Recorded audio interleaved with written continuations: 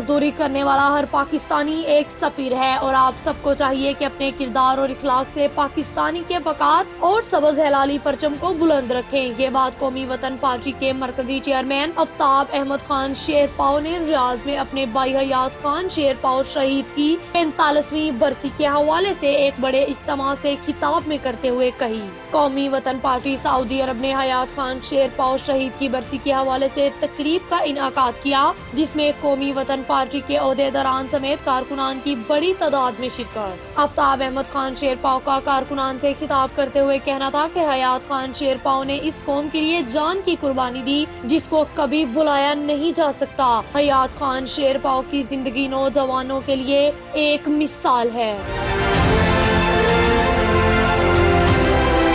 آفتاب احمد خان شیرپاؤ کا مزید کہنا تھا کہ سعودی عرب میں محنت مزدوری کرنے والا ہر پاکستانی ایک سفیر ہے اور آپ سب کو چاہیے کہ یہاں کے قانون کا احترام کرتے ہوئے ایک معزز شہری کے طور پر جانے جائیں، کیونکہ سعودی تعلقات کو مستحکم کرنے میں اوورسیز پاکستانیوں کا بھی بہت کردار اہم ہے۔ یہ کردار مثبت انداز میں جاری رہنا چاہیے۔ ملکی حالات پر بات کرتے ہوئے کہنا تھا کہ تبدیلی کا نعرہ لگانے والی تحریک انصاف کی حکومت نے قوم کو مایوس کیا اور مہنگائی سمیت لوگوں کے بنیادی حقوق دینے میں ناکام رہی۔ انشاءاللہ قومی وطن پارٹی کو موقع ملا تو اصل معنوں میں تبدیلی لا کر دکھائیں گے۔